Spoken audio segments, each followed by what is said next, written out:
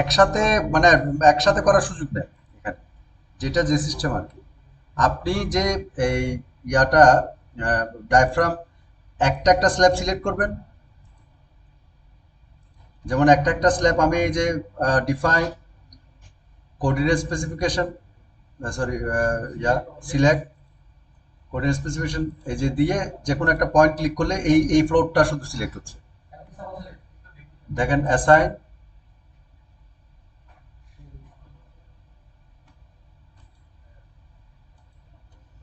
D2 করছেন কেন আবার?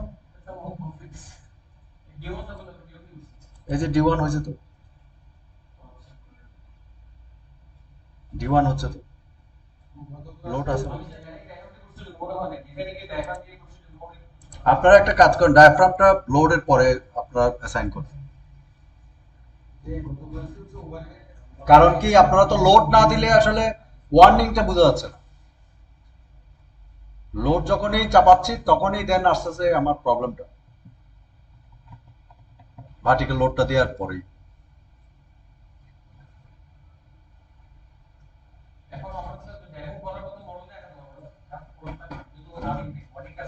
হ্যাঁ, না ওয়ার্নিং নাই, তাহলে ওইটা হইলে ওইটাও চলে যাবে। আমি যখন এই প্রজেক্টটা প্রথম করি আমার কিন্তু কোনো ইয়ে ছিল না। না না, ওয়ার্নিং ছিল না। আপনারা প্রথম করতেছে হয়তো এরকম আরো কয়েকদিন কয়েক মডেলটা করেন, কয়েকটা বিল্ডিং বিভিন্ন টাইপের বিল্ডিং করেন, মডেল করেন, তখন দেখবেন যে এইগুলো সলভ হয়ে যাবে। ঠিক আছে? অনেকেরই এইরকম ওয়ার্নিং, এখন একটা ছেলে আসছে আমার অনলাইন ক্লাসে 490টা ওয়ার্নিং নিয়ে, এই যে একটু আগে আমি তারে ইয়ে করলাম, সে সলভ করতে পারতেছে না। সে কি করছে, সে হচ্ছে যে বিমের উপরে আবার লাইন ড্রয়িং করছে, বিমের উপরে লাইন ড্রয়িং করছে সে। এই জায়গাতে সে কি করছে, সে হয়তো যে জায়গায় ভুলটা করছে আমি একটু বলি, কয়েকটা ভুল আমি যা দেখলাম আর কি কয়েক কম সময়ে। সে এই বিমের ভিতরে সে এখানে এখন লোড আছে, এখানে লাইন লোড নাই, তখন কি করছে এখানে আরেকটা লাইন টানছে, তাই না, ওইটার উপরে দিছে। এখন ওয়ার্নিং ধরছে, বলে যে আপনি ওভারল্যাপ করছেন বিমের উপরে। তারপরে হচ্ছে আরেকটা, যেটা আপনাদের কিন্তু গত ক্লাসও বলছি, সে এখানে একটা ফলস স্ল্যাব, কোনো কারণে ফলস স্ল্যাবটা এখানে আছে বাট এখানেও আছে। তখন আপনারা যদি এখান থেকে শুরু করে একদম লাস্ট পর্যন্ত গিয়ে যদি করেন, বিমটাকে ওভারটেক করে যদি যান, বিমটাকে ওভারটেক করলে সে ওয়ার্নিং দেবে, তাই না? বিমটাকে ওভারটেক করা যাবে না, বিমটাকে নিয়ে আগে একটা স্ল্যাব করেন, পাশে আরেকটা স্ল্যাব করেন দরকার হলে। সে বিমের উপর দিয়ে কোনো স্ল্যাব, আমরা যেটা গত ক্লাসও আমি কিন্তু দেখাইছি এটা।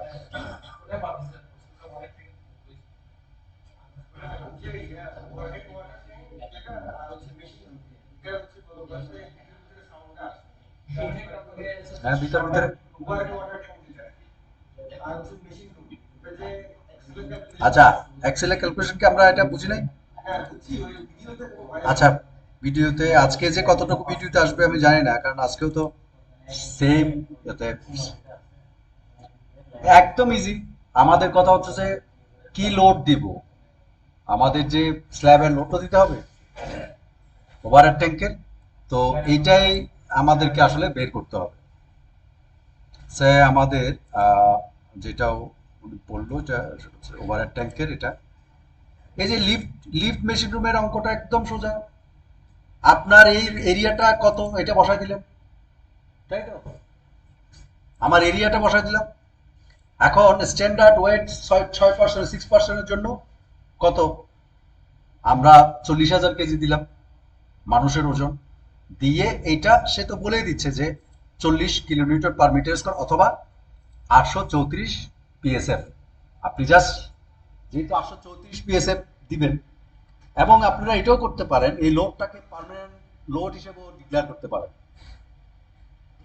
এটা পার্মানেন্ট আমাদের 40 কিলোনিউটন, আমরা বলছি যে 3 কিলোনিউটনের উপরে যেগুলো যাবে এগুলো মাস সোর্সে গিয়ে 0.5 দিতে হবে। আর পার্মানেন্ট কোনো হেভি ইকুইপমেন্ট থাকলে এটা মাস সোর্সে 1 হিসেবে ডিক্লেয়ার করতে বলছে। মনে আছে কিনা আমাদের কোডে ওইটা বলছে। আপনি চাইলে লিফটের এই লোডটা পার্মানেন্ট লোড হিসেবেও আপনি ডিফাইন করে দিতে পারেন। আর যদি নাও দেন কোনো এটা কোডটা ভায়োলেশন হবে। চাইলে এটা যেহেতু পার্মানেন্ট একটা ইকুইপমেন্ট, সেটা সেটা ওই স্ল্যাবে আপনি এটা লাইভ লোডের বদলে আপনি এই 834 পিএসএফটা বা 40 কিলোনিউটন পার মিটার স্কয়ার আপনি দিয়ে দিবেন। সেটার জন্য আলাদা নামকরণ করতে হবে, আবার লোড প্যাটার্ন আবার পিএলএল করে দিতে পারে। এসএলএল দিছি, এসএলএল গুলো কাকে বলছি? 3 কিলোর উপরে যেগুলো, এগুলোকে এসএলএল নাম দিছি, কারণ কি এটা মাস সোর্সে হিট করার জন্য। সেরকম আপনি এখানে পিএলএল নাম দেন, এটা একটা নাম। যেগুলো আমি বলছিলাম জায়ডা রুমের যে স্পেসটুকুতে জায়ডা রাখবেন সেইটা পার্মানেন্ট ইকুইপমেন্ট, এটাও যাতে মাস সোর্সে ইফেক্ট ফেলে, তাহলে ওই লোডটাকে পিএলএল নাম দিয়ে আরেকটা নাম দিয়ে সেটা ওয়ান ইয়ে করবেন, ওর নাম দিবেন পিএলএল, এবং মাস সোর্সে আপনি অ্যাড দেবেন। এতক্ষণ যে মাস সোর্সে যে আমরা দিলাম, এই যে মাস সোর্সে, এই যে মাস সোর্সে আমরা দিছিলাম না মাস সোর্স, এই যে কি দিছি, ড্যাট লোড গুলোকে ওয়ান এটা বলছে। লাইভ লোড যেটা আছে, যেটা নর্মাল 3 কিলোমিটার পার মিটার স্কয়ারের নিচে, এগুলোকে 0.25, আর এসএলএল নাম দিছি কাকে? আমরা 3 কিলোমিটার। সুতরাং এখন পিএলএল নাম একটা নাম, লোড প্যাটার্নে গিয়ে পিএলএল নাম রাখেন, নাম রেখে এখানে ডায়াগ্রামের মতো ওয়ান করে অ্যাসাইন করে দেন। যেটা কোডে আমাকে বলছে যে পার্মানেন্ট হেভি ইকুইপমেন্টের জন্য ওয়ান অ্যাসাইন করতে। আপনি ওই জায়গার নাম লোড দেওয়ার সময় ও লাইভ লোডটা জিরো করে দিবেন। লাইভ লোডটা জিরো করে দিয়ে পিএল এর নাম দিয়ে ওখানে একটা এই লোডটা বসায় দেন, কোনটা?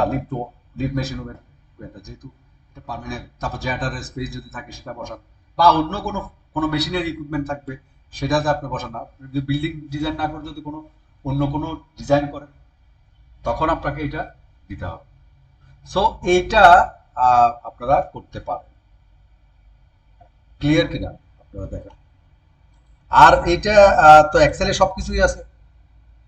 আর একটা জিনিস হচ্ছে যে ওভারহেড ট্যাঙ্কের বিষয়টা তো কি আর বলা লাগবে? এগুলো সব কিন্তু এখানে একটাই শুধু ইয়ে চিন্তার বিষয়, সেটা হচ্ছে আন্ডারগ্রাউন্ড ওয়াটার রিজার্ভার আমরা 2 দিনের ক্যাপাসিটি রাখবো, আর ওভারহেড ট্যাঙ্কটা একদিনের বা আপনি যদি মনে করেন যে না আমার মোটর নষ্ট হয়ে গেলে আমি কি করব, তাহলে হয়তো আর বাড়াই আপনি করতে পারেন।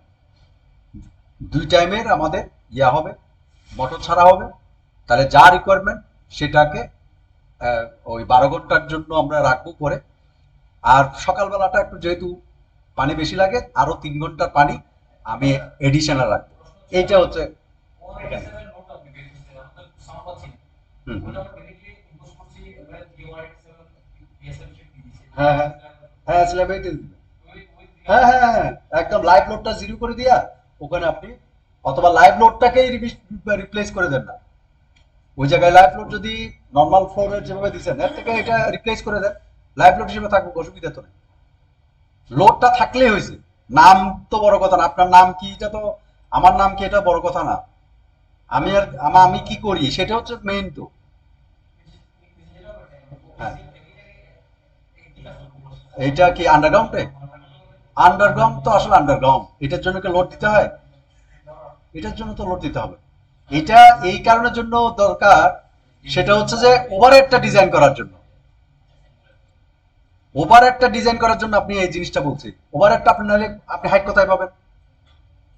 ওভারহেডটা তো লেন্থ ব্রেথ ফিক্সড। এখন আপনাকে ইঞ্জিনিয়ার সাহেব বললো যে ইঞ্জিনিয়ার সাহেব আমার ওভারহেড ট্যাঙ্কে ডিজাইন করে দেন, তাহলে আপনি পানির লোড কোথায় দিবেন? পানির লোড আছে না?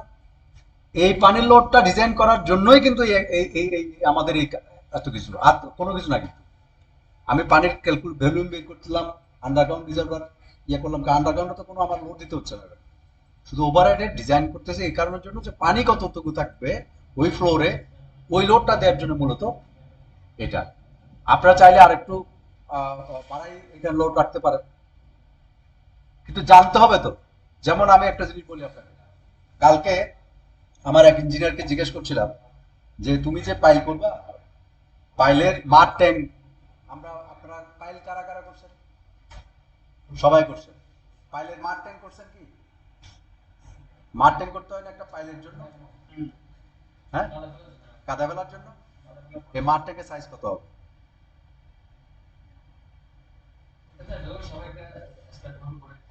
মিস্ত্রির সাথে কথা বলে করেন আপনারা। মিস্ত্রির কন্ট্রাক্টর আছে না, কন্ট্রাক্টর বলে, কন্ট্রাক্টর সাহেব বলে কত মাঠ ট্যাঙ্ক লাগবে আপনার। কিন্তু এটা তো ঠিক না। অ্যাজ এ ইঞ্জিনিয়ার হিসেবে আমাকে তো এটা মাঠ ট্যাঙ্কের একটা ক্যালকুলেশন মাস্ট করতেই হবে। আমাকে নিশ্চয় একটা আমি তো আন্দাজে কথা বলতে পারি না, আমার সমস্ত কিছুতেই ম্যাথ থাকতে হবে, সমস্ত কিছুতেই ম্যাথ, পিছনে ব্যাকগ্রাউন্ডে একটা ইতিহাস থাকতে হবে।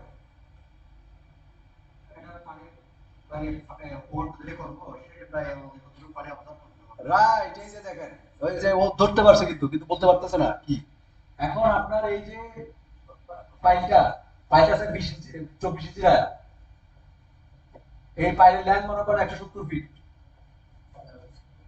তাহলে আপনি এইখানের মধ্যে কতগুলো পানি জমে আপনাকে সেটা তো বের করতে হবে আগে। এটা আপনি পানি বের করে নেন, আপনি যে মিনিমাম 2 দিনের রিজার্ভ রাখেন, আপনি যে ট্যাঙ্কটা বানাবেন, আপনি যে মার ট্যাঙ্কটা বানাবেন, মার ট্যাঙ্কটা যে বানাবেন,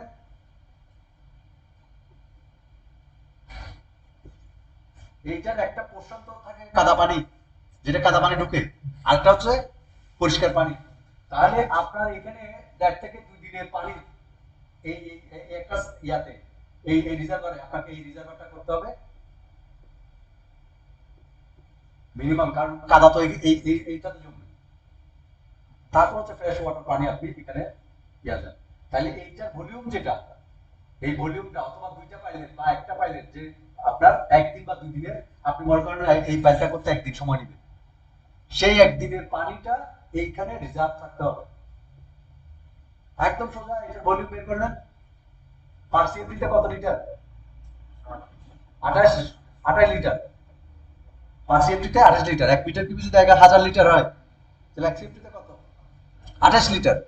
তাহলে 1 সিএফটি পানি, 1 সিএফটির জন্য এখানে কত সিএফটি আছে? অতটুকু ইনটু 28, তাহলে পানি বেরিয়ে গেল। পানি তো কাদার সাথে থাকবে, এইটা অনুযায়ী আপনাকে মাপটা করতে হবে। কালকে এক সাইডে আমি যখন বলছি সাইডে যে আমার কোনো আনসার দিতে পারতেছে না, বলো স্যার আমি তো 20 ফিট বাই 12 ফিট করে দিয়েছি, 22 ফিট বাই 12 ফিটের সেই ট্যাঙ্ক বানিয়ে দিয়েছি, মাঝখানে একটা পার্টিশন দিয়ে বানিয়ে দিয়েছি। আমি বললাম যে এটার কোনো লজিক তুমি আমার বলো, যে কিভাবে তুমি এই মাঠ ট্যাঙ্ক বানাইলা। তার কোনো কারো এক্সপ্লেনেশন তার কাছে নাই, যে স্যার ওটা মিস্ত্রির সাথে কন্ট্রাক্টরের সাথে কথা বলে আমি এটা করি। কন্ট্রাক্টরের সাথে কথা বললে তো হবে না। তার মানে কি, এখন যে সেই ট্যাঙ্কটা বানাইছে, সেই ট্যাঙ্কটা 1 দিন হয়তো ইয়া করে, তারপর 1 দিনের যদি সে মাঠ ট্যাঙ্কের ওই যে বড় গাড়ি দিয়ে যদি কাদানে না নিয়ে যায়, তারপর দিন কাজ করতে পারবে না। তার মানে প্রতিদিন তাকে গাড়িটা নিয়ে ইয়া করতে হবে। কারণ এটা বাইরে ল্যান্ড হচ্ছে 170 ফিট, 8,000 একটা প্রজেক্ট, 170 ফিট, 24 ইঞ্চি জায়গা। সো এটা মানে আমি বললাম এই কারণের জন্য আমাদের প্রতিটা বিষয়ের জন্য একটা ম্যাথ থাকতে হবে, এটার পিছনে একটা অঙ্ক মানে ইয়া থাকতে হবে, এক্সপ্লেনেশন থাকতে হবে। আপনি যে লোডটা দিচ্ছেন পানির লোডটা, এটারও এক্সপ্লেনেশন আপনাকে করতে হবে। এটাই, আপনার আন্দাজে একটা লাইভ লোড আপনি বসাই দিলেন তা হবে না, নিশ্চয়ই একটা ব্যাকগ্রাউন্ডে কোনো একটা লজিক্যাল জিনিস থাকতে হবে। ক্লিয়ার? ওকে। আর কিছু বলতে হবে এখানে? এখানে তো আপনারা বুঝে গেছেন, এগুলো তো আসলে অ্যাক্সেলারেশন, ল্যান্ড ব্রেথ সব বসাবেন শুধু। আরো স্পেসিফিক যদি আপনারা যদি কোনো কিছু না বুঝে থাকেন, দেন আমার সাথে পার্সোনালি আপনি নেক্সট ক্লাস নিয়ে আসবেন। আর এখানে তো কিভাবে লোড পার এলপিসিডি তো বলছি, এটা আপনি কোড 40,000 কেজি, এটা বুঝতেছেন না? না না না, 40,000 দিয়ে ভাগ করে 6 দিলে কত হয়? এটা 4,000 কেজি হবে হয়তো। কত হয় দেখেন না, এটা ভুলে দিচ্ছি আমি, এটা ইয়া নাই, একটা লোকের ওজন আর কি। কত হয় মানে ইন্টু, তাহলে দেন 6 ইন্টু 50 কেজি করে যদি একটা লোক ধরি, 300 কেজি, 400 কেজি হবে হয়তো, 400 কেজি হবে বা 500 কেজি, দায় দেন আপনি, এটা ইয়া দেন।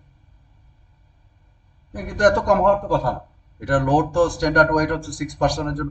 ও সরি, এইটা কেবিন সহ মানে ওদের মেশিন পত্রের জিনিস সহ এই কেবিনের ওজন, ওই যে ওদের ওদের ওদের ওজন, এগুলো মনে হয় ওদের আপনি স্ট্যান্ডার্ডটা ইয়ার থেকে নেবেন, ওই মেশিনের যে বসে এটার ওজন, নট মানুষের ওজন। এটার মধ্যে মানুষের অ্যাড না, মানে এটা হচ্ছে যে আপনি স্ল্যাবে কি থাকে, এই ইনস্ট্রাকশন বক্স টক্সের অনেকগুলো মেশিনের ওজন আছে না, সব মিলে মনে হয় 40,000 কেজি এরকম সাম। আই ডোন্ট নো, এটা আপনারা ওই যে যারা লিফটের যারা আছে তাদের থেকে আপনারা একটু বুঝে নেবেন যে কত একটা কেবিনের ওজন কত হয়, তারা আরো বেশি লোড দিয়ে রাখে। ঠিক আছে, তাদের স্পেসিফিকেশন নিয়ে আপনাকে এটা বসাতে হবে। 6% জন্য কত, 8% জন্য, 11% জন্য কত হয়, এই কেবিনের ওজনটা। কারণ কেবিনটা তো রাউন্ডে ঘুরে, মেশিনটা তো এইভাবে ঘুরে, এখানে ওয়েট দিয়ে রাখে, আর কোনো কিছুই তো না। তারপর হচ্ছে তার মেশিনের যে একটা সেলফ ওয়েট আছে না, ওইটা তো বক্সের ওজন। তারপর মেশিনটার উপরে একটা মেশিন ওজন আছে না, এটাও আপনারা ওই লিফটওয়ালাদের কাছ থেকে আপনি ইনফরমেশন নিয়ে নেবেন, নিয়ে আপনি এখানে এত কেজি বসাই দিবেন, দিয়ে আপনাকে এখানে আসবে। ঠিক আছে? আর এমনি থাম রুলে যদি দিয়ে দেন তাহলে 400 500 আপনি দিয়ে দিতে পারেন, 500 বা 600 পিএসএফ আপনি দিয়ে দেন। আমরা এভারেজ যে থাম রুলে 600 500 এরকম একটা অ্যামাউন্ট দিয়ে দিই। ঠিক আছে? এই তাহলে আমরা আজকে একটা জিনিস পড়বো, সেটা হচ্ছে যে আমরা কতটুকু করলাম, উইল লোড শেষ করছি। তো উইল লোড শেষ করার পর আমরা আজকে সিসমিক লোডটা একটু ডিপতে আমরা একটু পড়ার চেষ্টা করব। এটা একটু পড়ার অনেক কিছু জিনিস আছে। প্রথমে যে জিনিসটা হচ্ছে যে সেটা হচ্ছে যে আমাদের এখানে সাইট ক্লাসিফিকেশন বের করতে হবে।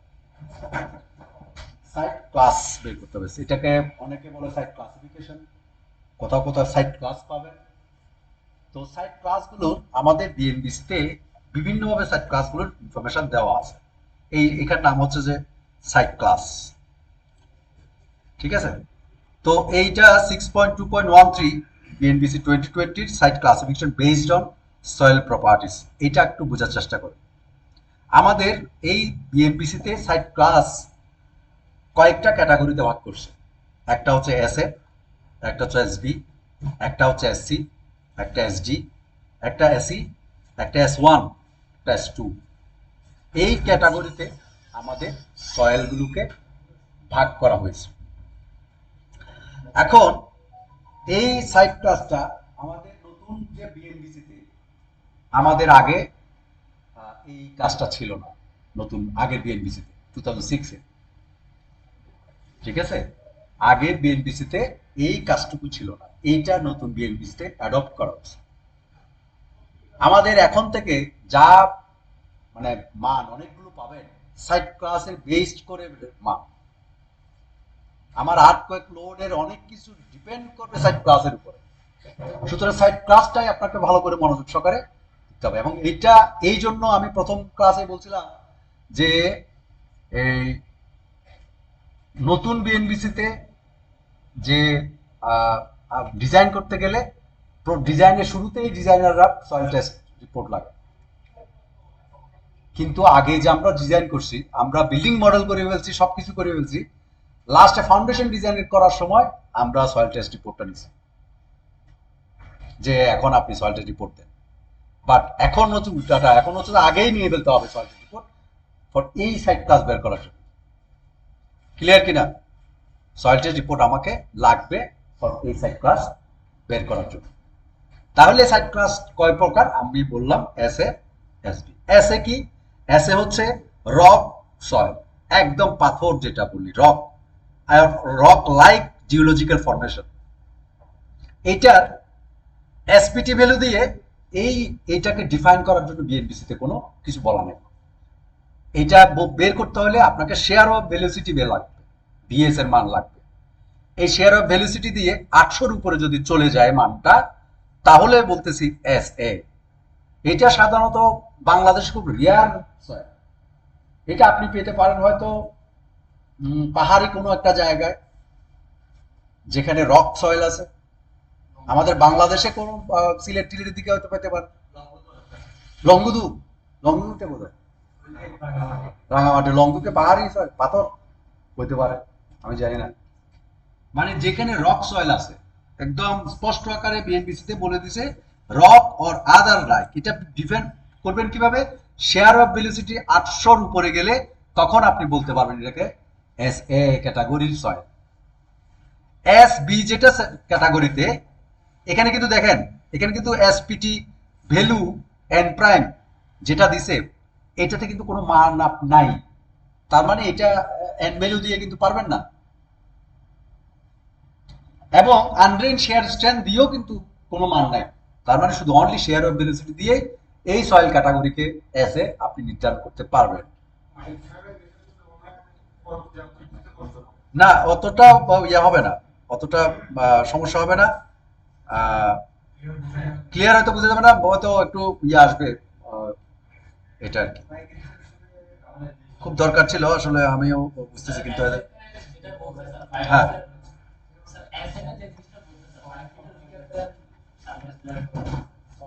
আপনারা মনোযোগ সহকারে শুনেন। যদি কোনো ক্লাসে যদি আপনারা মনে করেন যে আহ, এটাতে প্রবলেম বা সাউন্ডের কোনো ইয়ে হচ্ছে, আমার অনলাইন ক্লাসের এই ক্লাসটা আছে কিন্তু, তখন আমি আপনাকে ওই ওই ভিডিওটা দিয়ে দিলাম। যদি কোনো কারণে আপনারা ফেল করেন, আজকের ক্লাসটা যদি কোনো কারণে রেকর্ড না হয়, তাহলে তাদেরকে আমি বলবো আমার অনলাইন ক্লাসের এই ক্লাসটা আমাদের অনলাইন ক্লাসে আছে, ওখান থেকে হয়তো আমি আপনাকে হয়তো দিয়ে দিতে পারি। বাট এটা এটা আরেকটা মানে আরেকটা অর্গানাইজেশন, তো এটা এভাবে শেয়ার করা আমার উচিত হবে না। বাট আপনার মনোযোগ সহকারে পড়লে আমার মনে হয় এটা বুঝতে পারবেন। এখন এসবি, তাহলে আজ কি জানি কে প্রশ্ন করছিল আমি ভুলে গেছি।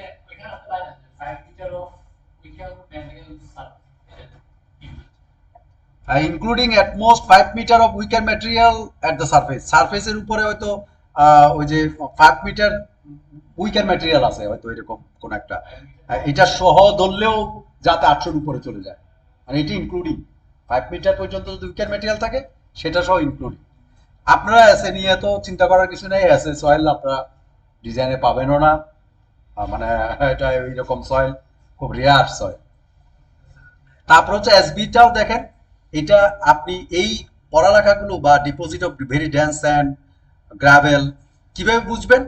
এটা হচ্ছে যে শেয়ার অফ ভ্যালু 360 থেকে 850-র উপরে অ্যান্ড ভ্যালু, এবং আনড্রেন শেয়ার স্ট্রেংথ হলে 250। আমরা সবচেয়ে জনপ্রিয় যে ওয়ার্ডটা সেটা হচ্ছে যে এসপিটি, যেটা আমরা সয়েল টেস্ট থেকে পাই। আপনারা সবাই সয়েল টেস্টের সাথে জড়িত কিনা দেখছেন কিনা জানি না, যারা জানেন না তাহলে তারা বুঝে নিতে হবে আগে সয়েল টেস্টের এসপিটি ভ্যালু কি। 50 ব্লো দিয়ে কিভাবে করে বলেন কেউ একজন, কিভাবে করে এসপিটি ভ্যালু নেয় বলেন।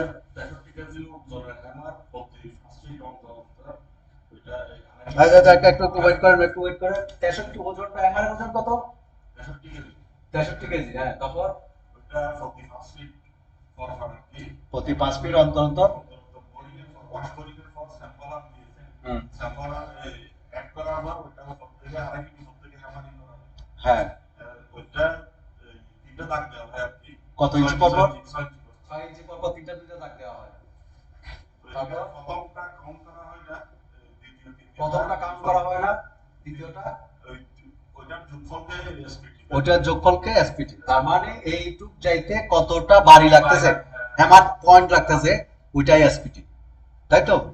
মানে এই 12 ইঞ্চি যেতে তার কয়টা হ্যামারিং করতে হয়েছে, ওইটাই হচ্ছে তার এসপিটি। প্রথমটা নেওয়া হয় না, পরের দুটোটা। আপনারা কোনোদিন যদি এসপিটি যারা সয়েল টেস্ট ইয়া করবে, তাদের সাথে আরো একটু ডিটেইলিং কোনো একটা সাইডে গিয়ে দাঁড়ায় থেকে কিভাবে এসপিটি নেওয়া হয় আপনাদের কাছে, এগুলো কিন্তু স্ট্যান্ডার্ড অনেকগুলো ফর্ম আছে বাংলাদেশে। আমাদের এখানে অনেকগুলো নাম না জানা অনেক এসপিটি ভ্যালু বা সয়েল টেস্ট কোম্পানি আছে। একটা জিনিস মনে রাখতে হবে, সেটা হচ্ছে যে সয়েল টেস্টের সময় অবশ্যই এজ এ ইঞ্জিনিয়ার, আমার ইঞ্জিনিয়ার দ্বারা থাকবে এসপিটি ভ্যালু নেওয়ার সময়। এই এসপিটি ভ্যালুর উপরে আপনার পুরো বিল্ডিং ডিজাইন হবে। এইখানকার যে সয়েলের স্যাম্পল নেবেন সেটার উপরে বেস করে পুরো ফাউন্ডেশন ডিজাইন হবে। সো মোর ইম্পর্টেন্ট আপনার এই বাড়িগুলো যেগুলো বলতেছেন ওরা, আমরা কিন্তু সবচেয়ে অবহেলা করে যাই। দায়িত্ব দিই কাকে? কোন একটা লেবার অথবা কোনো কোম্পানিকে। আপনারা জানেন আমার একটা প্রজেক্টে 5-6 বার করে সয়েল টেস্ট করতে হয়েছে, 5-6টা কোম্পানি দিয়ে করতে হয়েছে। এবং সয়েল টেস্ট মানে যারা করবে চট্টগ্রাম শহরে যে কয়েকটা কোম্পানি খুব ভালো ইয়া দেয়, তাদের থেকে আপনাকে ইয়া করতে হবে, তাদের ল্যাবরেটরি টেস্ট করতে হবে। ল্যাব এখানে কিন্তু ল্যাবরেটরি অনেক টেস্ট আছে, যেমন এই যে শেয়ার অফ ভেলোসিটি এমনি তো বেরোবে না, আন্ডার শেয়ার স্ট্রেংথ আপনি তো এমনি তো এসপিটি না ফিল্ড থেকে নিলেন, কিন্তু তার যে ল্যাবরেটরিতে সেইগুলো করছে কিন্তু আপনি যদি অরিজিনালি যদি সয়েল টেস্ট করতে যান, এক একটা বোরিং এর দাম পড়বে 30,000-এর উপর, 20,000-এর উপরে এক একটা বোরিং এ। আমি রিসেন্টলি আমাদের একটা প্রজেক্টে এক পার বোরিং মনে হয় 30,000 করে পার বোরিং আমি নিছি।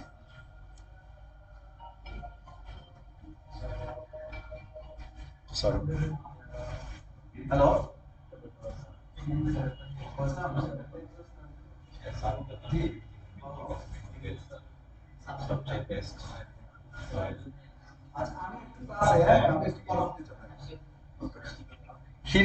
সিঁড়ির কাজের জন্য কোন দিকে করবেন এটা আমি বলে দেবো। আচ্ছা, তারপর এখন দেখেন, আহ, এই যে মানগুলো বুঝা গেছে, কোনটাকে আমি এসবি বলতেছি, কোন রেঞ্জটাকে।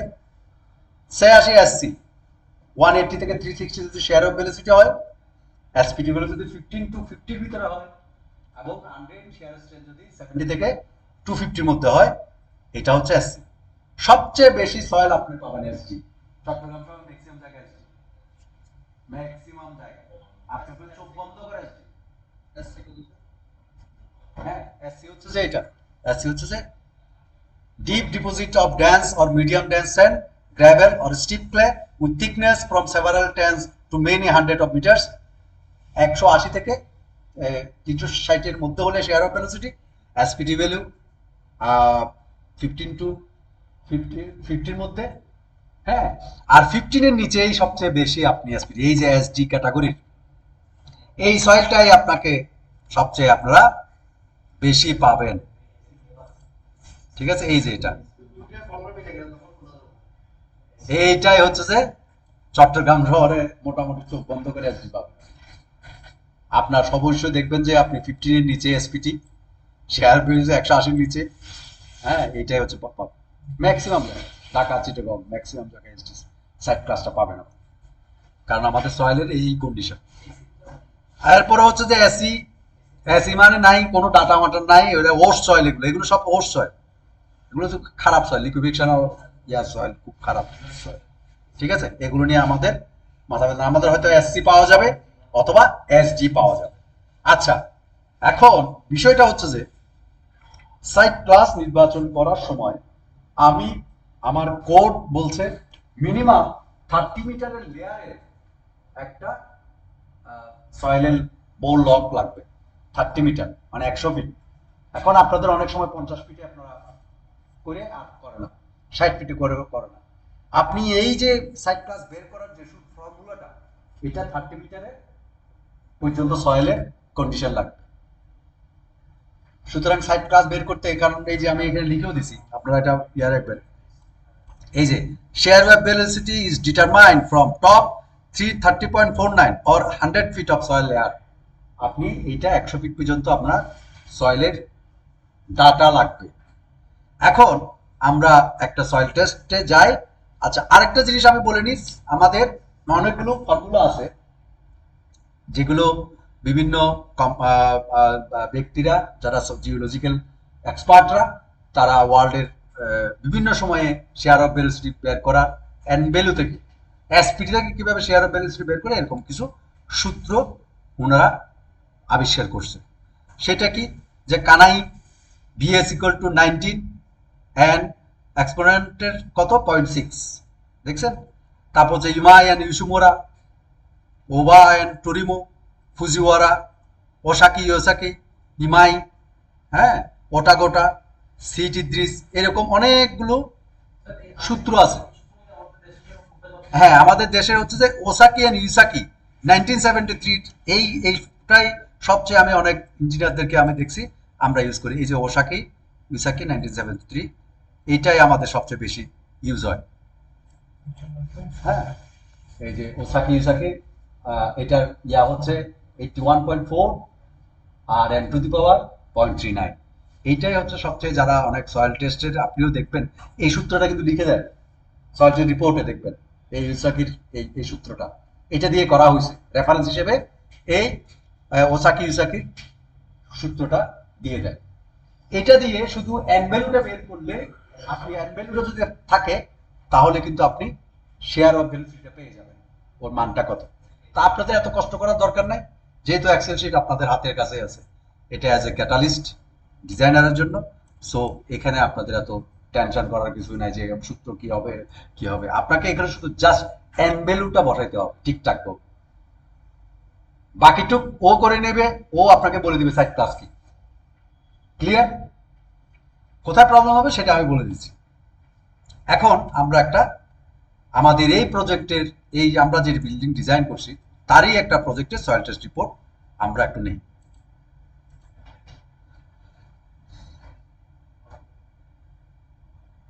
এটা কি আছে এখানে?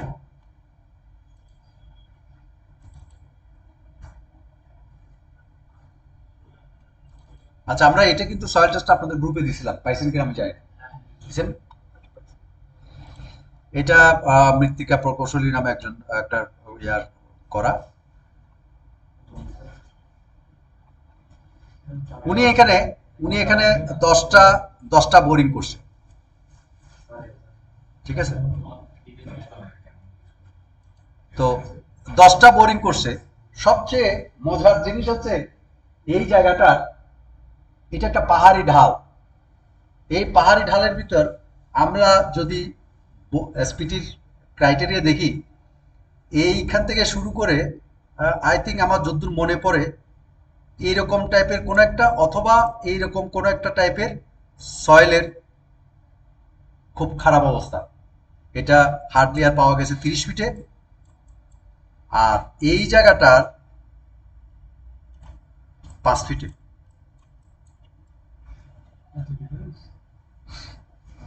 আপনি যদি সাইডে যান, বোঝার কোনো কুদরত নাই, মানে বোঝার কোনো ইয়াই নাই যে এটা এত সুন্দর প্লেন ল্যান্ড, এখানে যায় তো কাহিনী হয়ে গেছে।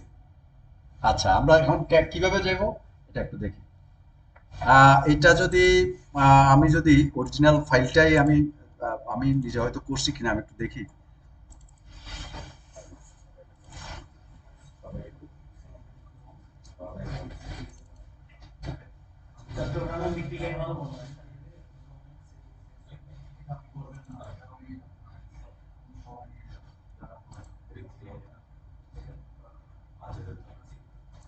আচ্ছা, ওই এই বিল্ডিংটা 3Dটা হচ্ছে এটা, ঠিক আছে? এখন যে ডিজাইন করছি এটা 3D হচ্ছে এটা।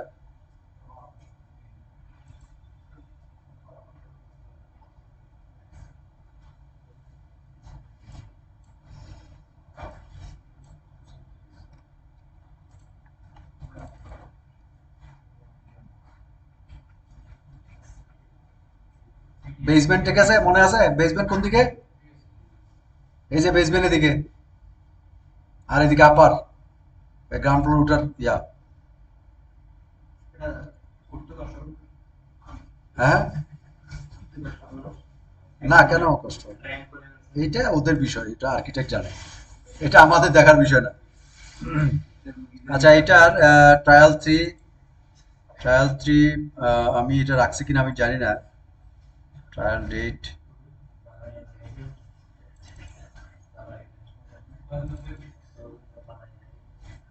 আমি আপনার দেখাচ্ছি এই কারণে, এই যে এটা এটা দেখাচ্ছি এই জন্য, এই যে লাল মার্ক করা এইগুলোর হার্ডওয়্যার কোথায় কোথায় দেখেন।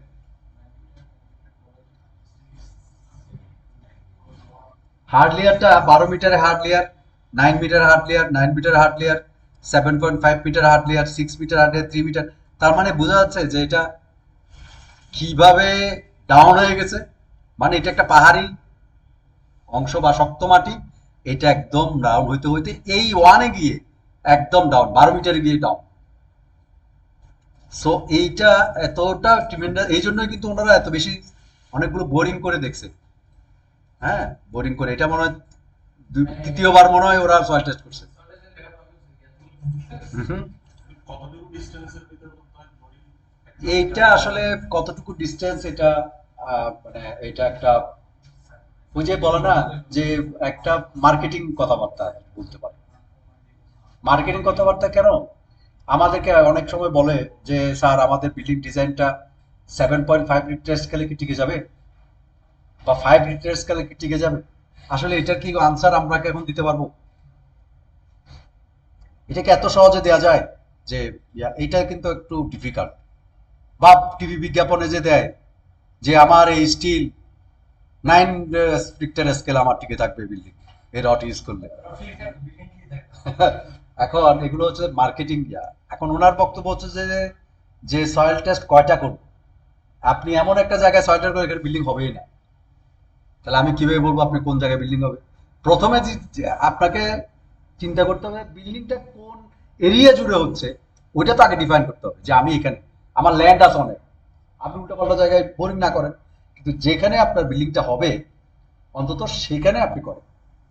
এখন আপনি যে এরিয়াটা চিহ্নিত করে তারপরে হচ্ছে যে আপনি এখন কারণ এইভাবে যদি সে যদি 10টা এই বোরিংটা না করতো, সে এই বোরিংটাই যদি ধরেন সে যদি এখান থেকে একটা দুইটা তিনটা চারটা করে ছেড়ে দিত, বা তিনটা এখানে একটা এখানে একটা এখানে একটা, আপনি বুঝতে পারতেন?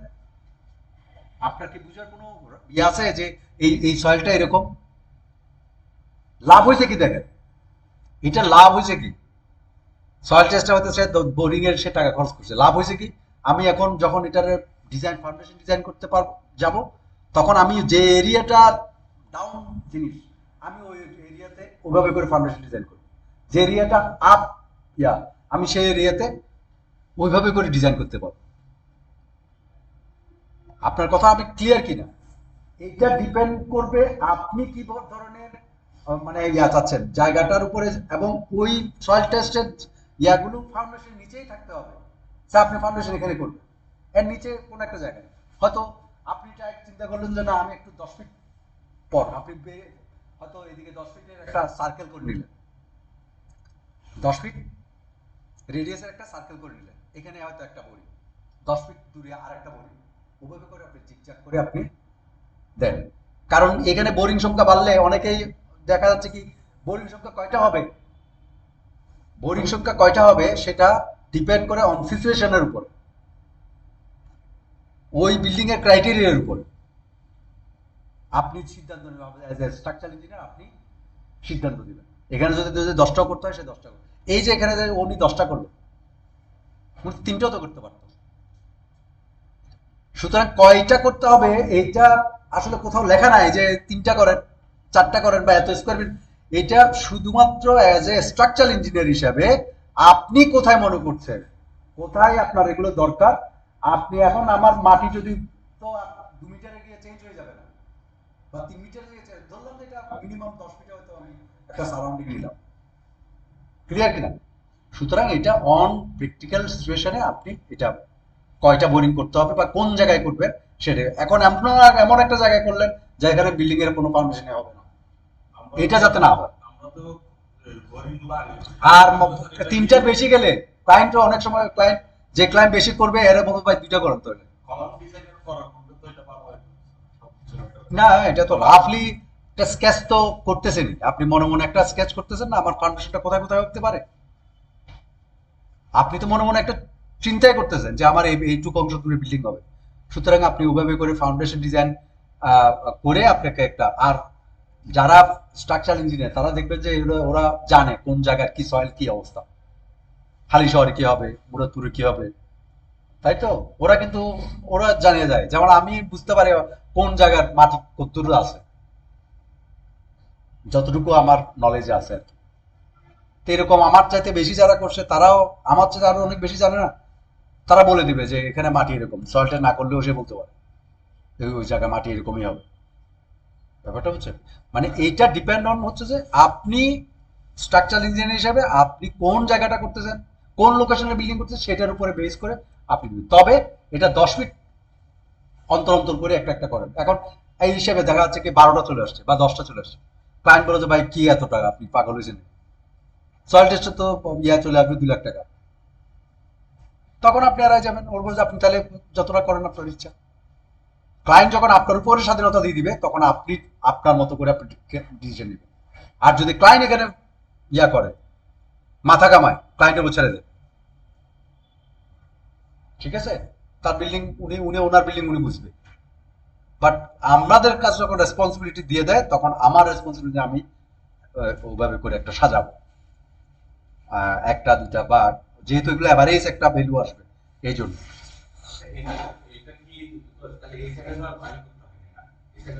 এখনো এখনো ফাউন্ডেশন ডিজাইন করিনি এটা, এখানে ফাউন্ডেশন মাত্র বিল্ডিংটার ইয়া করবে। এটা কি হবে আমরা ফাউন্ডেশন ক্লাসে এটা নিয়ে আরো একটু আলোচনা করব। এখন কি হবে সেটা আমরা পরে যখন ফাউন্ডেশন ক্লাস ঢুকবো তখন আমরা একটু নিয়ে আরো ডিসকাস করবো ফাউন্ডেশন বিষয়। বাট আমাদের এখন উদ্দেশ্য কিন্তু ফাউন্ডেশন না, আমাদের উদ্দেশ্য কি কি সাইড ক্লাস বের করা। আমাদের কিন্তু মেইন উদ্দেশ্য কিন্তু সাইড ক্লাস বের করা। ওকে।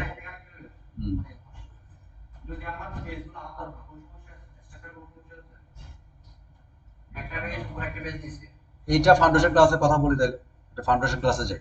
এখন আমাদের এখন যে উদ্দেশ্যটা নিয়ে কাজ করি সেটা আমরা ইয়ে করি। আচ্ছা, এখন বিষয়টা হচ্ছে আমাদের এই বোরিং গুলোতে আপনি কোন এসপিটিটাকে ধরবেন।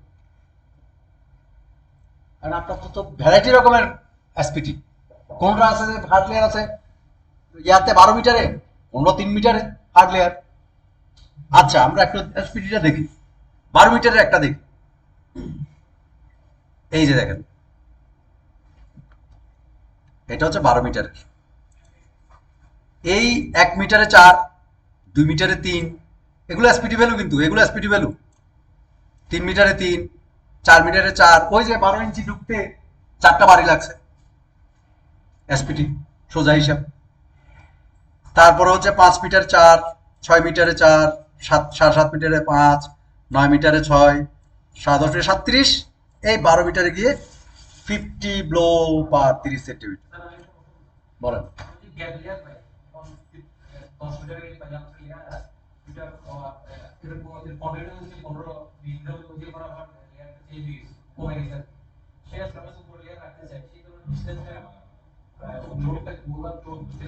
না, এটা আমি বলবো ফাউন্ডেশন ক্লাস, এখন না।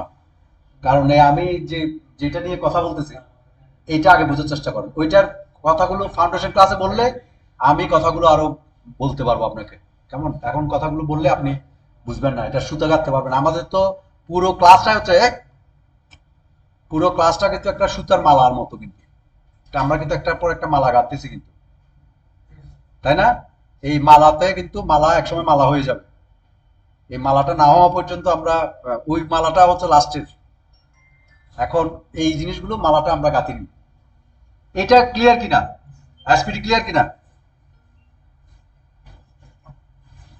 দাদা, ওই আজকের মিটিংটা হবে না, হ্যাঁ? আজকের মিটিং হবে না যে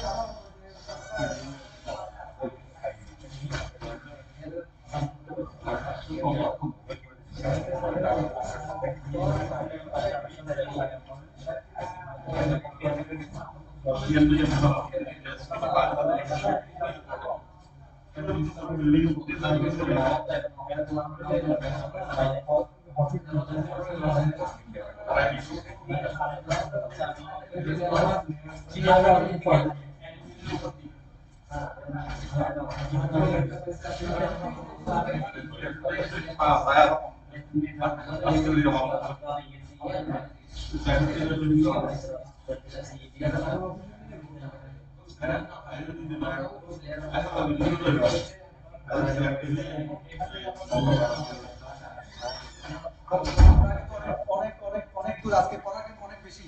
আমি বারবার বলতেছি আপনারা একটু আমাকে অন্য বিষয়গুলো নিয়ে কথা বললে আমি খেয়ে হারা ফেলবো। এখন দেখেন, এই 50 ফ্লো, এই জিনিসটা বুঝে গেছে চার্ট ক্লিয়ার। আপনার রেসপন্স করলে কিন্তু আমি আগাইতে পারবো, ঠিক আছে? আচ্ছা, এইটা একটা 12 মিটারে পাওয়া গেল। প্রশ্ন ছিল কি? প্রশ্ন ছিল যে আমরা এইভাবে এত ভেরিয়েশনের জিনিস কোন এসপিটি ধরে সাইড ক্লাসটা বের করব, কোন এসপিটি? কারণ আমার আরেকটা দেখি। আচ্ছা, এই সয়েলটা বোরিংটা দেখি, এটা দেখেন, 1 মিটারে 18, 2 মিটারে 42, 3 মিটারে 50 এসপিটি। 50-এর পরে কিন্তু আর যায় না ওরা। 50টাকে আমরা ধরি যে হার্ডলেয়ার, 50 ব্লোটা হার্ডলেয়ার হিসাবে ডিক্লেয়ার। এখন আমার প্রশ্ন হচ্ছে যে আমরা কোনটা নিব? এটা একটা বিষয়। কারণ যদি আপনি এটা ধরে করেন, সাইড ক্লাস তো চলে আসবে তখন এসে অথবা এসবি বা এসসি এরকম টাইপের চলে আসবে। আর যেই আপনি ওইটা ধরে করবেন তখন সাইড ক্লাস চলে আসবে এসডি, খারাপ সয়েলের দিকে যাচ্ছে আস্তে আস্তে, তাই না? এখন আমরা দোনোটাই করে দেখি কি দাঁড়ায়। প্রথমে আমরা এইটাই আমরা নিই, এইটা আমরা একটু নিই। এটাকে এক পাশে রাখলাম, আমার এক্সেল শিটটাকে এখানে রাখলাম, এই যে দেখেন এইটা নিলাম, ঠিক আছে। তাহলে 0 মিটার, প্রথমে হচ্ছে 0 মিটার এসপিটি ভ্যালু কত? 0, পরেরটাতে 4, পরেরটাতে 3, তারপরটাতে 3, না এই যে দেখেন এটা হবে না, 1.5 মিটার অন্তর অন্তর মানটা লাগবে। তাহলে 1.5 মিটারে কত? এখানে তো 1 মিটার, 1.5 মিটারে কত? 4, 3.5 মনে হয় এখানে, এই জায়গায় 3.5, 3.5, ঠিক আছে। আর 3 মিটারে 3, তারপর 4.5 মিটারে, 4.5 মিটার 4, তারপর হচ্ছে 6 মিটারে 4, 7.5-এ 5, বলেন একজন। 9 মিটারে 6, 10 মিটারে 10, 10.5 মিটারে 37, আর 12 মিটারে 50। এর পরগুলো সব 50 বসায় যান, ঠিক আছে। এখন এই সূত্রটা যখন বসালেন আপনি, ও আপনাকে মেসেজ দিছে যে সয়েল ট্যাপ এসডি, সাথে সাথে আমি কি করছি, ওই ওসাকি এবং ইউসাকির যে মানে কোফিসিয়েন্ট আর এক্সপোনেন্ট এন এর এক্সপোনেন্টটা বসাই দিছি। এই যে এটা 18.4 কোফিসিয়েন্ট আর এক্সপোনেন্ট অফ এন 0.39, এইটা আপনাকে বসাইতে হবে। এটা বসাই দিলে এই ক্যালকুলেশনটা করে ফেলবে সে অটো। সেখানে বলছে এসসি, তাহলে তো এখানেও একটা সমস্যা। শেয়ার অ্যাবিলিটি দিয়ে বের করতে সে বলতেছে এসসি, এন ভ্যালু দিয়ে। এটা কিন্তু দুই সূত্র। এটা হচ্ছে যে দেখেন, এটা কিন্তু এন ভ্যালুর, আর এটা হচ্ছে শেয়ার অফ ভেলোসিটির, ঠিক আছে। আচ্ছা, আমি আরো দুইটা সূত্র পাইয়ে গেছি বিভিন্ন ইন্টারনেট সোর্স থেকে, সেখানেও আমরা দেখতে পাচ্ছি একটা এসডি একটা এসসি। এগুলো কিন্তু আপনি লাল মার্কটা বসাইছেন, সে অটোমেটিক এগুলো নিছে।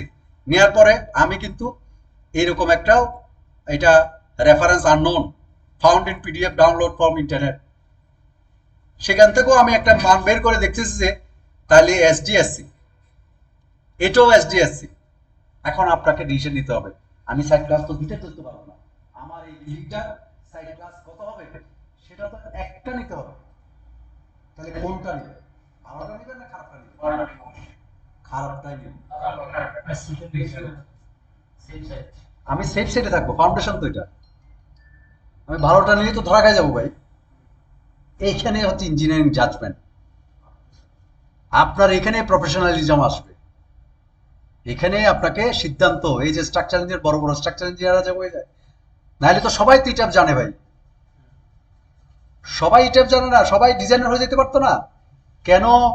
সে ডিজাইন, এই যে অনেকগুলো জাজমেন্ট সে অটোমেটিক নিতে পারে, করতে করতে করতে করতে তার হয়তো অভিজ্ঞতা হয়ে গেছে। তাহলে দেখেন এখানে আপনি এসডি আপনি পেয়ে গেলেন।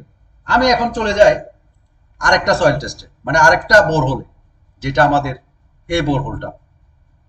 এখানে দেখেন 1 মিটারে কত? 1 মিটার 18, 18, 1.5 মিটারে 3 মিটারে, 3 মিটারে তো 50, আর 1.5 মিটারে কত?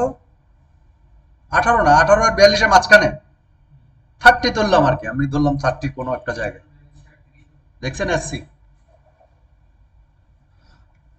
তার মানে আপনি তো এখন ডিসাইড করতে হবে যে আমার এই সয়েলের, এই সয়েল ইয়াতে আমি আসলে কোনটা নিব। তাহলে একটা জিনিস শিখে গেলাম, সেটা হচ্ছে যে যেটা শেয়ার অফ ভেলোসিটি হোক আর এনভেল হোক, যেটা কম মান আমি ওইটা ধরে বিল্ডিংটা ডিজাইন করি, যাতে আমি সেফ সাইডে থাকতে পারি। এটা ক্লিয়ার কিনা সবার কাছে? অনেক সময় কিন্তু দুটোটাই এসডি পাবেন, তখন তো এসডি নিতে পারবেন, কোনোটা এসসি অথবা এসটি পাবেন।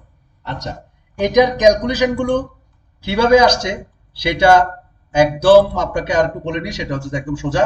সেটা হলো, প্রথমে হচ্ছে যে সামেশন অফ ডি, ডি এর সামেশন, ডেপথের সামেশন, ওকে 30.9, 30.49 মানে 30 মিটার, এই ডাটাটা 30 মিটারে 30.5। Okay, summation D by N, ডেপ ডিভাইডেড বাই এন ভ্যালু, এটা সামেশন ডি বাই এন এর summation, D divide by N এটার সামেশন। তাহলে সূত্রটা কি? Summation D divided by summation D by N. এইটা করলে যে মানটা আসবে এটা হচ্ছে 16.57। 16.57 যখন আসছে তখন আমরা বলছিলাম কি 15 এর উপরে হইলে 15 to 50 এর ভিতরে হলে এসসি সয়েল সাইট ক্লাস, এই যেটা এই যেটা এই যে এসসি, হ্যাঁ আমার 100 ফিট পর্যন্ত নিব। আমার কোডে তো বলছে আমার 100 ফিট পর্যন্ত বল লোক লাগবে, আমার তো 150 ফিটের কথা বলে না। আমি 100 ফিটে যা আছে তাই নিয়ে আমাদের যেটা আসবে সেটা,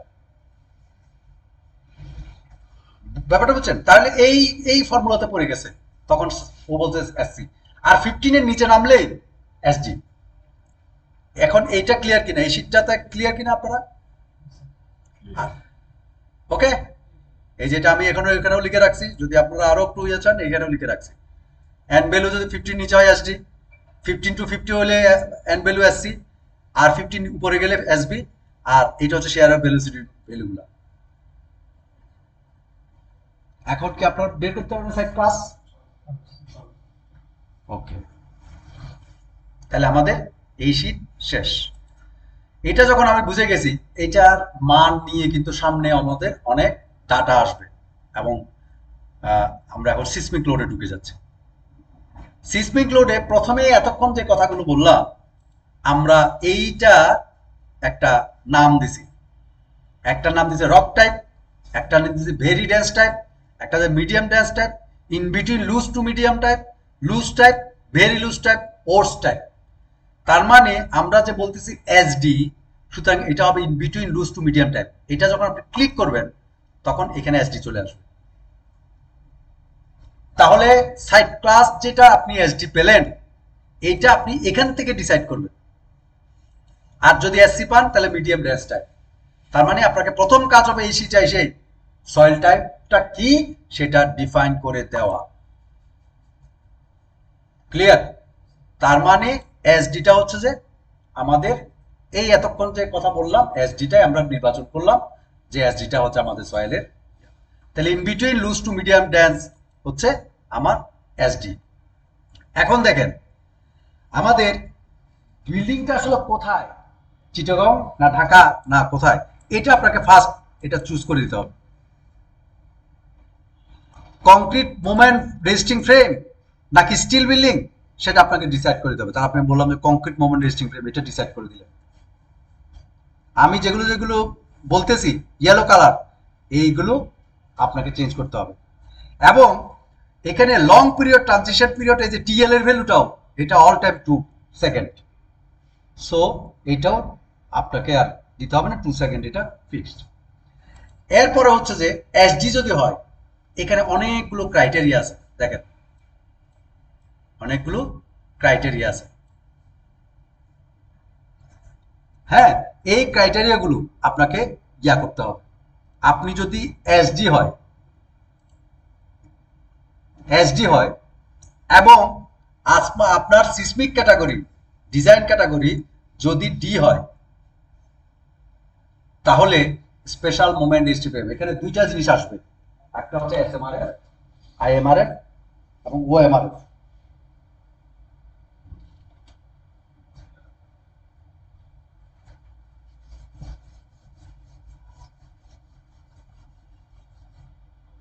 আচ্ছা, এইটাতে আমরা যাওয়ার আগে আমরা আগে এটা চলে যাই। এখানে আমাদেরকে আমরা এখন সিসমিক লোড নিয়ে কাজ করতেছি, সেটা হচ্ছে যে আমাদের এখন লোড প্যাটার্ন দিতে হবে। লোড প্যাটার্নের মধ্যে আমাদের কি করব, আমরা ইএক্স নামে একটা নাম দিব, ইএক্স নাম দিব কি সিসমিক। এবং আমাদের যেহেতু গত ক্লাস উইন্ডোড এএসসি 705 আমাদের পিএনপিসির সাথে ম্যাচ করে, সুতরাং এটাতেও এএসসি 705 আমরা দিয়ে দিব, অ্যাড নিউ লোড। দেন আরেকটা করবো ইউআই, এটাও অ্যাড নিউ লোড দিলাম, দুইটা নাম দিয়ে আমরা WX WY এর মতো করে দুইটা নাম আমরা অ্যাসাইন করব। EX গতবারে উইন ক্লাসে যেমন আমরা এটা মডিফাই করছিলাম, লাইক দ্যাট এটারও মডিফাই করব, এটারও মডিফাই করলাম। এখানে দেখেন একটা মেসেজ আপনাকে ওয়ার্নিং দিচ্ছে।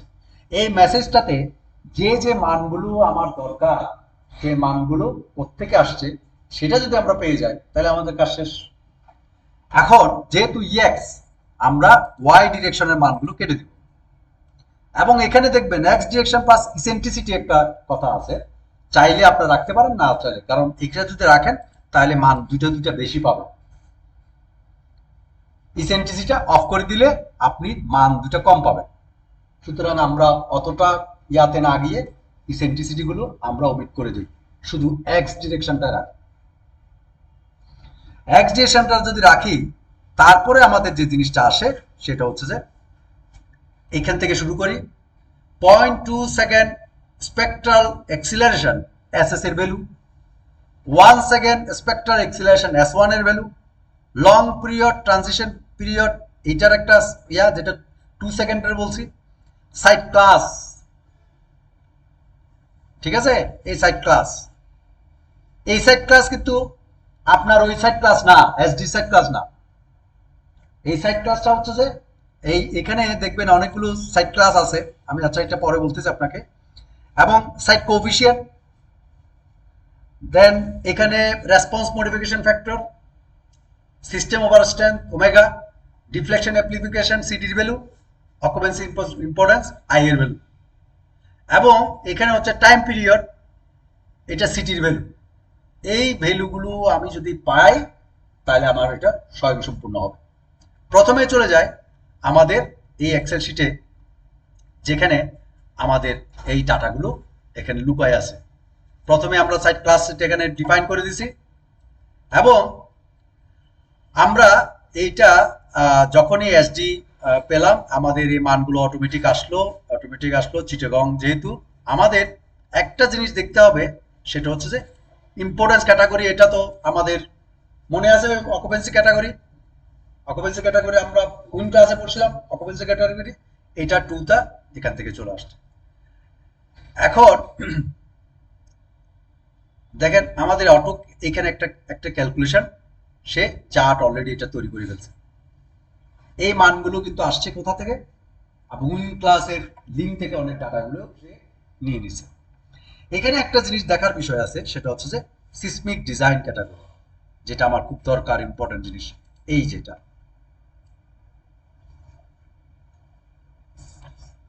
আমাদের সিসমিক ডিজাইন ক্যাটাগরি কি, ডি।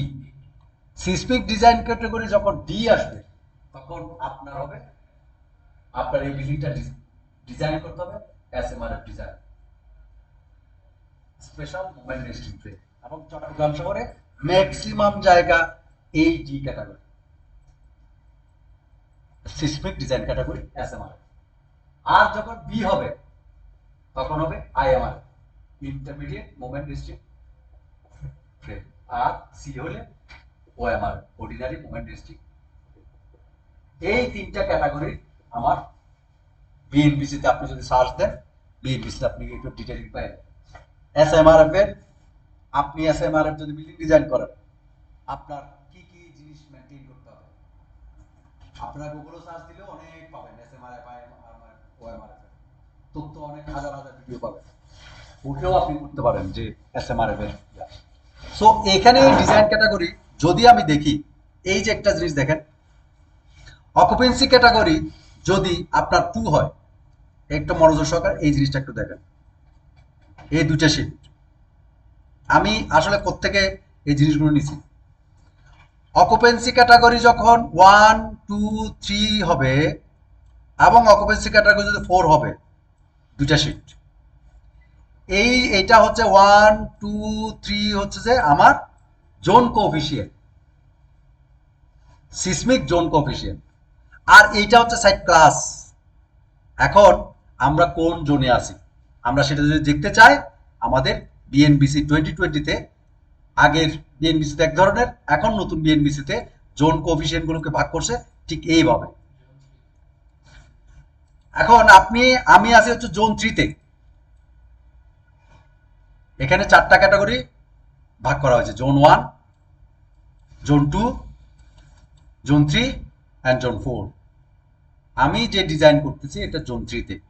তার মানে আমি যে জোনটাতে আছি সেই জোনের যদি আমি এই এই অকুপেন্সি ক্যাটাগরি যদি আমি দেখি, চিন্তা করি, তাহলে দেখেন আপনি এখন আপনি sorry,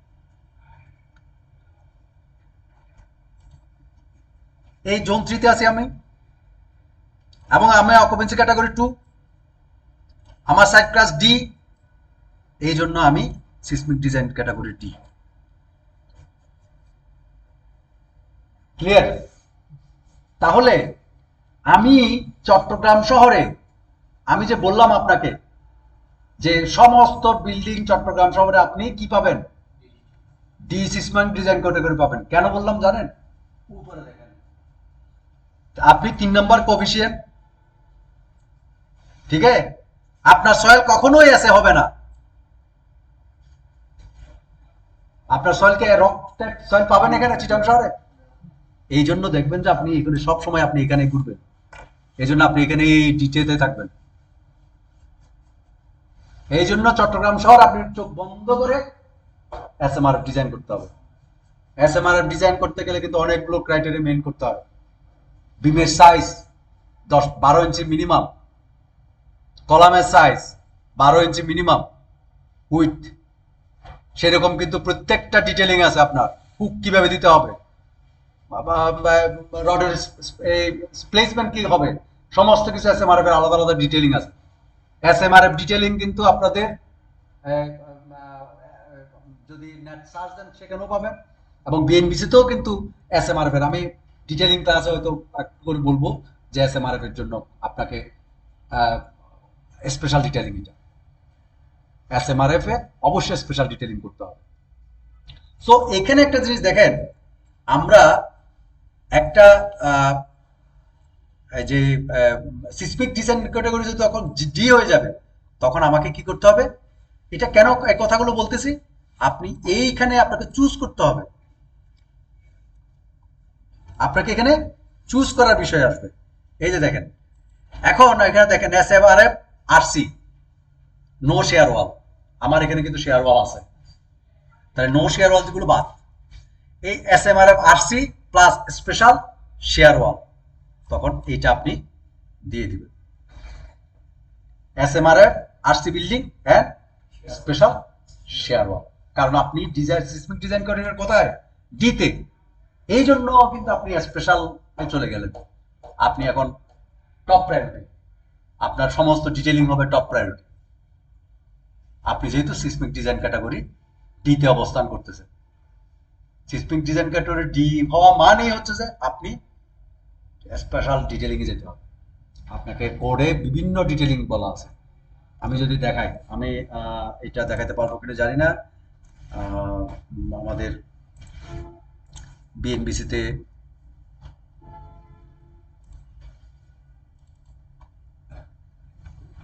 একটু করে দেখানি, তাহলে আপনাদের কন্ট্রোল ফাইন এসএমআরএফ,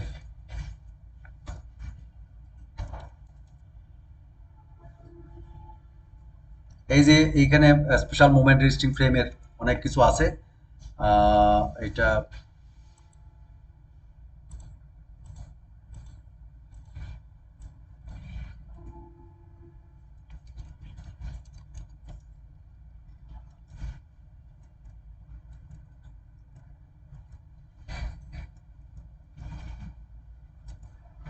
অনেকগুলো আছে। আপনারা আমি আরেক সময় আপনাকে এদেরকে দেখাবো, অথবা আপনারা সার্চ করে নিন এই বিএনবিসি, যেটা আপনারা সফট কপি দিয়েছি ওখানে ওটা দিয়েছি, ঠিক আছে?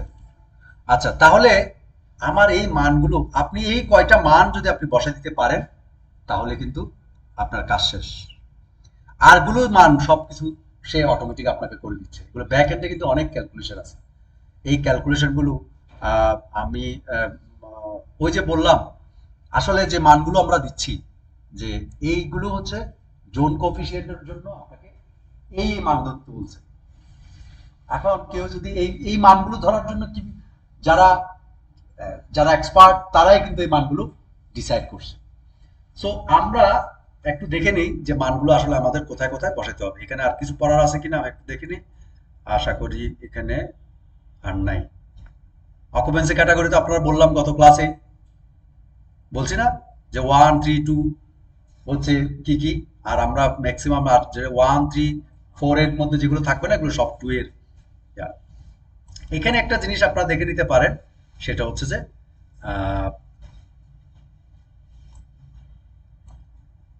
যে এইটা values of coefficient of estimate approximate period, এটা একটা আপনারা দেখে নিতে পারেন। এই যে এটা, এই যে কংক্রিট মোমেন্ট রেজিস্টিং ফ্রেমের জন্য সিটির ভ্যালু হচ্ছে যে 0.0446 এন্ড এম এর ভ্যালু হচ্ছে 0.9। এটা যদিও আমাদের এই শীটের টপ লিস্টে আছে, এখানেই পাবেন আপনি ইয়াটা। সো আমরা চলে যাই মেইন ইয়াতে। তাহলে 0.2 সেকেন্ড স্পেকট্রাল এক্সিলারেশন এসএস এর ভ্যালু কত, সেটা আমাদের দেখেন এখানেই আছে। এই যে 0.2 সেকেন্ড স্পেকট্রাল এক্সিলারেশন 0.7, তাহলে আমরা এখানে 0.7 দিয়ে দিব। তারপর হচ্ছে আমাদের 1 সেকেন্ড স্পেকট্রাল এক্সিলারেশন S1 এর ভ্যালু 0.28, আর লং টার্ম ট্রানজিশন পিরিয়ড এটা, লং পিরিয়ড এটা 2 সেকেন্ড অলওয়েজ। সাইড ক্লাস নিয়ে আমাদের একটু কথা আছে, কারণ এটার উপরে বেস করে আমাদের এফ এর ভ্যালু আর এফ বির ভ্যালু, সাইড কোএফিসিয়েন্ট, এই সাইড ক্লাসের ভ্যালুগুলো দিতে হয়। এই ভ্যালুগুলোতে আপনি আমাদের এগুলো হচ্ছে বিভিন্ন বিভিন্ন কোডের, ব্রিটিশ কোড বা আমেরিকান কোড, সেখানে বলা হচ্ছে। তো আমাদের আসলে হবে এই এফ, এটা হচ্ছে আপনি আপনার মতো করে দিবেন, আপনি আপনার মতো করে এই ভ্যালুগুলো দিবেন। এই জন্য এফটাই হচ্ছে আপনাকে একটা কারেকশনের সুযোগ, না হলে অন্যান্য যেগুলো আছে এগুলো সব ওরা মান দিয়ে দিছে। তার মানে হয়তো কোনো, এগুলো যেহেতু এই সফটওয়্যারটা বাইরের সফটওয়্যার, এগুলো হচ্ছে অস্ট্রেলিয়ান কোড অথবা আমেরিকান কোড, তারা তাদের মতো করে করে, আমরা যেহেতু আমাদের মতো করে বসাচ্ছি আমাদের কোডটাকে ফলো করে, সুতরাং আমরা অ্যাপ দিয়ে আমরা ইউজার ফ্রেন্ডলি করে নিলাম। এখন আপনি এখন কারেকশন করতে পারবেন এখানে। এটা কিন্তু আগে অন্যান্য দিলে কিন্তু আসবে না, ওর মতো করে আসবে। আপনি দেখেন সাইড কোএফিসিয়েন্ট এফ এর ভ্যালুটা আমাদের এখানে কত আছে, এটা এই যে এফ এর ভ্যালু 1.35, এফ এর ভ্যালু 2.70। এই মানগুলো আসলে আসছে সাইড ক্লাস থেকে। আমি যে সাইড ক্লাস আমরা এসডি পাইছি, আপনি এখন দেখেন এটা যদি মিডিয়াম ডয়েন্স সোয়াপ করেন বা এস এর ভ্যালু দেন, দেখছেন এগুলো চেঞ্জ হয়ে গেছে। তার মানে আমাদের যে সয়েলটা এসডি, এটার কতটা এফ ভ্যালু, এইটা মান অলরেডি আমাদের কোডে বলা আছে, সে অলরেডি এটা নিয়ে নিছে। তাহলে এই যে 1.35, না না না না, এসডি আসলে এই মানটাই, এসসি হলে ওই মান আর এফ এর ভ্যালু চেঞ্জ হবে। তো এটা 1.35 এবং 1. এটা আমরা দিয়ে দিলাম 1.35, আরেকটা কি 2.70, 2.70। ওকে। আর হচ্ছে কি আমাদের এই যে সিটির ভ্যালু, সিটির ভ্যালু 0.016, আমি তো দেখালাম 0.9 হবে, এটা আমাদের সিটির ভ্যালু এই যে এখানে আছে 0.9। তারপর হচ্ছে যে আমাদের এখন যে জিনিসটা বসাতে হবে এই চারটা মান, এটা হচ্ছে আমাদের আর এর ভ্যালু, ওমেগার ভ্যালু, সিডির ভ্যালু এবং অকুপেন্সি ইম্পর্টেন্স। তাহলে এই মানগুলো কিন্তু এখানেই আছে, 7, 2.5, 5.5, 7, 2.5, 5.5। আর অকুপেন্সি ইম্পর্টেন্স 1, এটা অকুপেন্সি ক্যাটাগরি। ইম্পর্টেন্স ফ্যাক্টর এই যে 1টা, ঠিক আছে, 1 অকুপেন্সি ক্যাটাগরি। আর ইম্পর্টেন্স ফ্যাক্টর, এটা হচ্ছে ইম্পর্টেন্স ফ্যাক্টর 1। এই হচ্ছে আমার কাজ, আমার আর কোনো কাজ নাই। ক্লিয়ার? আর এই মানটা আমরা কোথায় দিয়ে দিব, ওয়াই ভ্যালুতে দিয়ে দিব। এই যে এই ওয়াই এরটাও আমরা মডিফাই করে নিব, বাট এখানে ক্ষেত্রে কি করতে হবে, এক্স গুলো তুলে দিতে হবে, আর কোনো কাজ নাই। আর মান যা আছে তাই আমরা আবার দেই 0.7, 0.28, 0.7, 0.28, 2, এটা এফ 1.35, 2.70, এদিকে হচ্ছে পয়েন্ট সিটির ভ্যালু, পয়েন্ট ইয়াটা 7, 2.5, 5.5, আর কিছু আছে? ঠিক আছে সম্মান, ওকে, লক। এই হচ্ছে যে আমাদের EX এর ভ্যালু গুলো, আমাদের আমাদের কাজ শেষ। WX যেভাবে কাজ শেষ, আমাদের কাজ কিন্তু শেষ। এই যে আমি দেখালাম আপনাদেরকে, এই যে এফ এর ভ্যালুগুলো দেখছেন, এই শীটটা দেখেন কোত্থেকে আসছে, দেখছেন? এফ এর ভ্যালু আর এফ এর ভ্যালু কিসের উপর ডিপেন্ড করে? জোনের উপরে আর সাইট ক্লাসের উপরে। জোনের উপরে, সাইট ক্লাসের উপরে। এই যে সাইট ক্লাস এসডি 1.35 আর 2.7, তার মানে আপনি যখন এই সাইট ক্লাস যদি চেঞ্জ হয়ে যায়, জোন ঠিক আছে, সাইট ক্লাস যদি চেঞ্জ হলে এফ এর ভ্যালু গুলো চেঞ্জ হয়ে যাবে। এবং এটি বিএনপিসি 6.2 এবং 3.3, এইগুলোতেই এই মানগুলো আমাদের দেওয়া আছে। সাইট ক্লাস কি হবে? সুতরাং সাইট ক্লাস নির্বাচন যদি ভুল হয়ে যায়, এই মানগুলো ভুল হয়ে যাবে। সাইট ক্লাস যদি ভুল হয়ে যায়, সিসমিক ডিজাইন ক্যাটাগরি ভুল হয়ে যাবে। তাহলে মানে এইবার কোডে সয়েল টেস্টটাকে এত বেশি প্রায়োরিটি দেওয়া হয়েছে, মানে মানে এটা কিন্তু আগের ইয়াতে ছিল না। আগে আমরা কি করতাম? জোন কোএফিসিয়েন্ট বসাই দিতাম। আমাদের জোন কোএফিসিয়েন্ট ছিল ওই যে এই জোন কোএফিসিয়েন্ট, হ্যাঁ হ্যাঁ, মান ছিল না? আগে যারা নতুন পুরান কোড দিয়ে ডিজাইন করছে তারা কিন্তু জানে। এই যে জ্যাড মনে আছে, ইবিসি 94 এ করতাম আমরা, এই যে জ্যাড ভ্যালুটা বসাই দিতাম, এই যে এই মানটা বসাই দিতাম শুধু, জোন কোএফিসিয়েন্ট এটা বসাই দিতাম শুধু, আর কিচ্ছু করতাম না। আমরা কোন জোনে ডিজাইন করতেছি সেটা এই জোন কোএফিসিয়েন্টটা বসাই দিতাম আগের কোডে। এখন কিন্তু অনেকটা জায়গায় আমাদের চেঞ্জ আসছে। সো এখন আপনারা, আমার মনে হয় আমাদের ইয়া শেষ, আর কোনো কিছু থাকলে নাই আমাদের আসলে, আর তেমন একটা ইয়া নাই। এর দূরে যদি আর কোনো কোয়েশ্চেন থাকে আপনারা বলতে পারেন, আমাদের কাজ কিন্তু শেষ।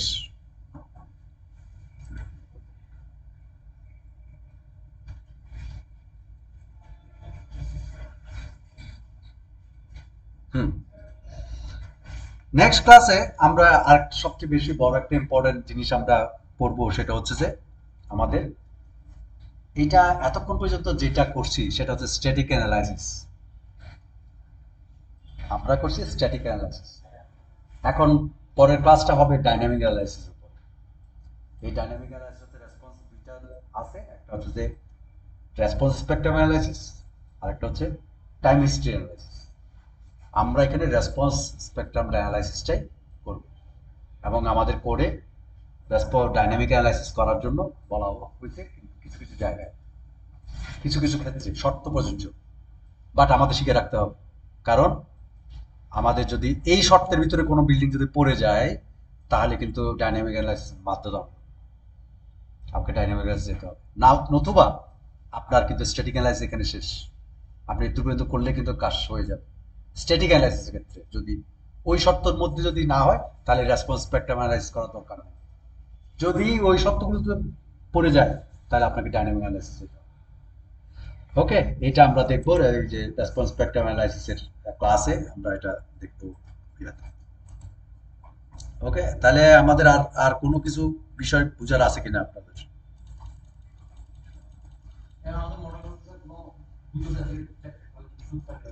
হ্যাঁ হ্যাঁ, মডেলে ওয়ার্নিং পাচ্ছি কিনা, মডেলে ভুল করার তো কোনো স্কোপ নেই, ওয়ার্নিং না থাকলে ভুল থাকবে।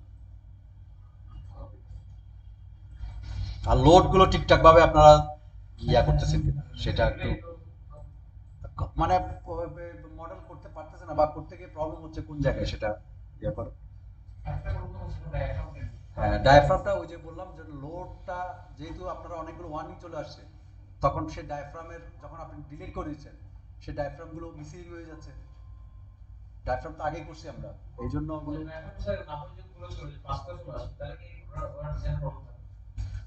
না, ডায়াফ্রাম করবে না কেন, উইন্ডোর তো দিতে পারবেন না।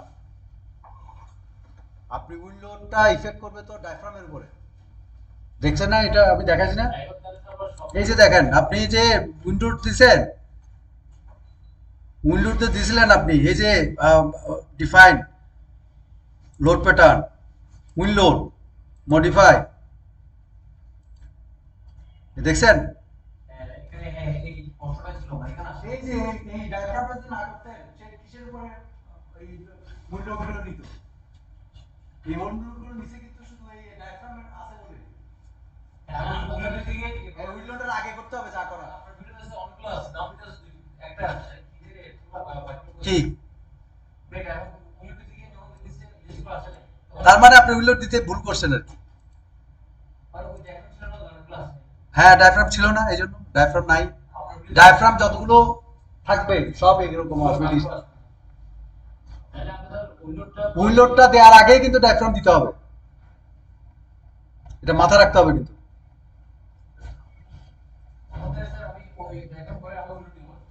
হ্যাঁ, ড্রাইভ উইন্ডোড দেওয়ার আগে, পার্টিকেল লোডের পরে। এটা আরেকটা মডেল তৈরি করেন। মডেল তো এখন আপনাকে এই মডেলটা মিনিমাম আরো 10 বার করতে হবে, 10 টাইমস। হ্যাঁ, এটা করবেন, ডিলিট করবেন, আবার শিখবেন। আপনি যখন হাঁটা শিখতেছেন, পড়ে যাবেন, আবার উঠবেন, আবার পড়বেন, আবার উঠবেন। হ্যাঁ, সময় তো আমি কোথাও চলে যাচ্ছি নাকি? আমরা তো এখানে ক্লাস শেষ না হলে, আমরা তো 15টা ক্লাস পর্যন্ত আপনার সাথে থাকবো আরো 2-3 মাস, ততক্ষণ পর্যন্ত আছি তো আমি। হ্যাঁ, এরপরেও যদি না হয়, দেখতেছে না ছেলে পেলে চলে আসতেছে, তার প্রবলেম। প্রবলেম হলে যে আমি তো কোথাও যাচ্ছি না, আমাকে তো আপনি যে কোনো সময়, আমার হোয়াটসঅ্যাপ নাম্বার আছে, আমার কল করবেন, কথা বলবেন। এটা যে একদম তো আমি কোথাও যাচ্ছি না তা তো না। ক্লিয়ার? হুইল লোডটা তাহলে দেওয়ার আগেই ডায়াফ্রামটা কনফার্ম করে দিতে হবে। আর কোনো কোয়েশ্চেন আছে কিনা আপনাদের? আপাতত নাই।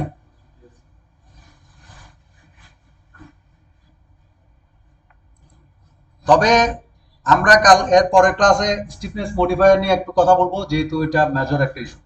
স্টিফনেস মডিফায়ার, আমরা কিন্তু স্টিফনেস মডিফায়ার নিয়ে কোনো কথা বলি নাই। এই স্টিফনেস মডিফায়ার নিয়ে কথা বলবো, আর হচ্ছে রেসপন্স স্পেকট্রাম। এই দুটা ক্লাস আমাদেরকে নেক্সট ক্লাসে আমরা শেষ করব। এটা একটু জটিল আছে। তারপরে হচ্ছে আমরা লোড কম্বিনেশনে চলে যাব, তার মানে আমরা ডিজাইনের একদম কাছাকাছি প্রান্তে চলে যাচ্ছি। আমাদের টার্গেট থাকবে যে আমরা 10টা ক্লাসের ভিতরে আমরা এই ইটারেশনটা ক্লোজ করতে, মানে স্ট্রাকচার পার্টটা। আমরা চাই ফাউন্ডেশনে মিনিমাম 4-5টা ক্লাস রাখতে। ফাউন্ডেশনে যদি আমি 4-5টা ক্লাস রাখতে পারি, আমি যদি এটা যদি আপনারা 10টার ভিতরে শেষ করতে পারেন, যদি এদিকে বেশি সময় দিই, তাহলে কিন্তু আমি লাস্টের দিকে ফাউন্ডেশন একটু সময় বেশি দিব। ব্যাপারটা বুঝছেন? তো আমি চাই যে এগুলো 10টার ভিতরে শেষ হবে। আমাদের ক্লাস হচ্ছে 5টা। আমাদের আরেকটা ক্লাস হবে এই যে লোড কম্বিনেশন, রান ডিজাইন নিয়ে, আর একটা লোড কম্বিনেশন নিয়ে একটা ইয়া হবে, এদিকে একটা। তাহলে আজকে হচ্ছে 5 নম্বর ক্লাস, তাই তো? 6-7 পারবো না। দুইটা থেকে দুইটা বা তিনটা ক্লাস লেগে যায়। দুইটা ক্লাস তো মিনিমাম সার্ভিসিবিলিটি চেকে লাগবে, ডিটেইল লাগাবে একটা। আচ্ছা, ঠিক আছে, তাহলে আজকে এটার মধ্যে কোনো কথা আছে কিনা বলেন? নাই? সব বুঝে গেছি আমরা নাকি? হ্যাঁ, হ্যাঁ।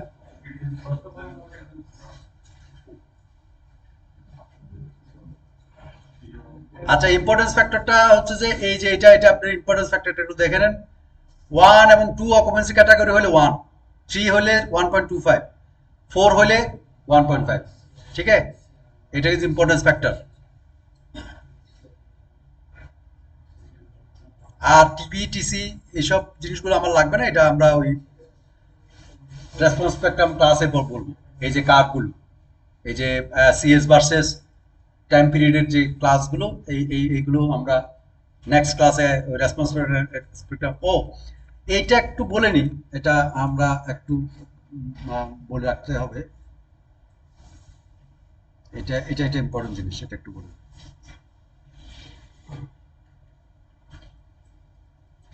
আচ্ছা, এই যে এই শীটগুলো আপনি দেখেন একটু, সেটা হচ্ছে যে সিসমিক ফোর্স রেজিস্টিং সিস্টেম। ওকে, এখানে আমরা যে মানগুলো নিব, এখানে কয়েকটা সিস্টেম আছে। একটা হচ্ছে বিয়ারিং ওয়াল সিস্টেমস, নো ফ্রেম। বিয়ারিং ওয়াল মানে বুঝছেন তো, ব্রিক ওয়ালের যে বিল্ডিং গুলো আমরা করি সেটা হচ্ছে বিয়ারিং ওয়াল। তাহলে বিয়ারিং ওয়াল সিস্টেম। বি হচ্ছে building frame system, no or shear wall with bracing, বিশেষ করে স্টিল বিল্ডিং এর কথা বলতেছে। মোমেন্ট রেস্টিং ফ্রেম, এটা আমাদের বিল্ডিং, নো শেয়ার ওয়াল, এখানে কোনো শেয়ার ওয়াল নাই। আর যদি শেয়ার ওয়াল থাকে, নো শেয়ার ওয়াল। আর dual system, special moment frame capable resisting at least 25 with bracing or shear wall, dual system intermediate. ঠিক আছে, এইটার এইটার আমরা একটা জিনিস শুধু দেখবো, সেটা হচ্ছে যে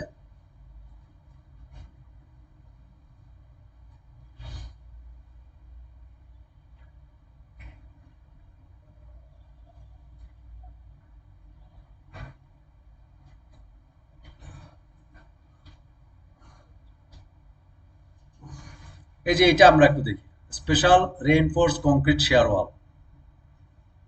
এটা শুধু শেয়ার ওয়ালের ক্ষেত্রে, concrete shear walls, no shear wall. উপরেটা হচ্ছে যে শুধু শেয়ার ওয়ালের ক্ষেত্রে, তাই তো? তাহলে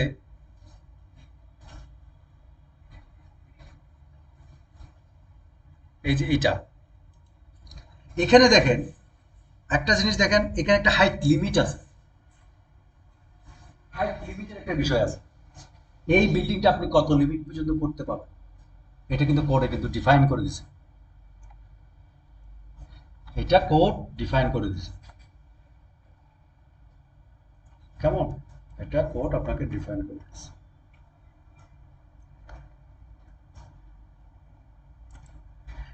এইটা যদি, এটা স্টিলেরটা আসতে আসতে আমি এই যে উপরেরটা একটু দেখেন আপনি, এই যে এটা সিসমিক ডিজাইন ক্যাটাগরি যদি বি হয়, সিসমিক ডিজাইন ক্যাটাগরি যদি সি হয়, সিসমিক ডিজাইন ক্যাটাগরি যদি ডি হয়, এবং আপনি যে বিল্ডিংটা ডিজাইন করছেন সেটা যদি অর্ডিনারি রেইনফোর্স কংক্রিট শেয়ার ওয়াল হয়, এই যে এটা হয় অথবা স্পেশাল হয়, তাহলে আপনি 50 মিটার পর্যন্ত বিল্ডিং হাইট করতে পারবেন স্পেশাল ক্ষেত্রে, যদি সিসমিক ডিজাইন ক্যাটাগরি ডি হয়। বাট আপনি যদি এটা সিসমিক ডিজাইন ক্যাটাগরি ডি হয়, আপনি যদি অর্ডিনারি রেইনফোর্সমেন্ট কংক্রিট শেয়ার ওয়াল ডিজাইন করেন, তাহলে নট পারমিট। সেখানেও আপনাকে আমি যে বললাম ডি হলে এসএমআরএফ করতে হবে, ব্যাপারটা বুঝছেন আপনি? হাইটের কোনো এখানে বিল্ডিং করতেই পারবেন না। তার মানে আপনাকে এসডি ক্যাটাগরিতে এই স্পেশাল রেইনফোর্স কংক্রিট শেয়ার ওয়াল যদি বিল্ডিং ডিজাইন করেন, তাহলে 50 মিটার পর্যন্ত আপনি হাইট, বিল্ডিং হাইট লিখতে করতে পারবেন। এর উপরে আপনি বিল্ডিং ডিজাইন করতে পারবেন না। তারপরে কি দেখেন, এনএল নামে একটা কথা আছে। এনএল মানে নো লিমিট, আপনি যতটুকু ইচ্ছা ততটুকু বিল্ডিং করতে পারবেন। এটা ক্লিয়ার কিনা সবার কাছে একটু দেখেন, চিন্তা করে আপনারা। না, ওইটা ওইটা আপনি আগে দেখেন, চিটাং শহর বলে কোনো কথা নাই, আপনি এক্সাক্ট তথ্য আনতে হবে। আপনার সয়েল ক্যাটাগরি কি, এটা এসএমআরএফ কিনা, ডিজাইন ক্যাটাগরি কি। হ্যাঁ, না তাহলে আপনি 50 মিটারের উপরে আপনি করতে পারবেন না। 50 মিটার পর্যন্ত অ্যালাউবেল করে দিছে তো। 50 মিটার মানে 150 ফিট, কতলা? হ্যাঁ, 15 তলা, 15 তলা পর্যন্ত আপনি করতে পারবেন।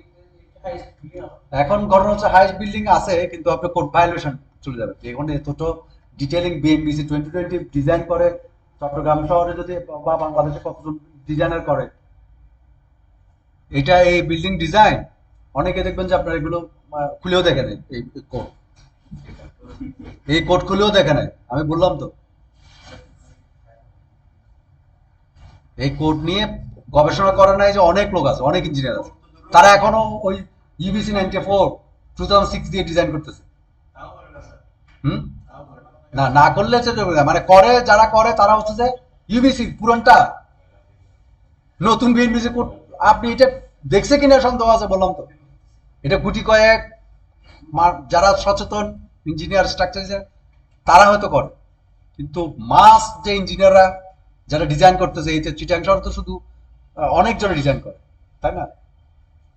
কিন্তু কেউ যে করে আপডেট তো হয়। হুম? বহুভাবে করা যায়, বহুভাবে করতে পারবেন। আমি বলতে পারবো না এটা, এটা কে কি করতেছে বলতে পারবো না, বাট আমার কথা হচ্ছে যে বিএমপিসি যেহেতু আমাদের একটা লিগেল অব্লিগেশন আছে, আমরা আজকে যারা এখানে প্রফেশনাল ভাবে সিভিল ইঞ্জিনিয়ার বা স্ট্রাকচার ডিজাইনার হতে যাচ্ছি, আমাদেরকে তো একটা জিনিস মানতে হবে, বাংলাদেশে থাকি, বাংলাদেশের সংবিধান মানবো না তা তো হবে না।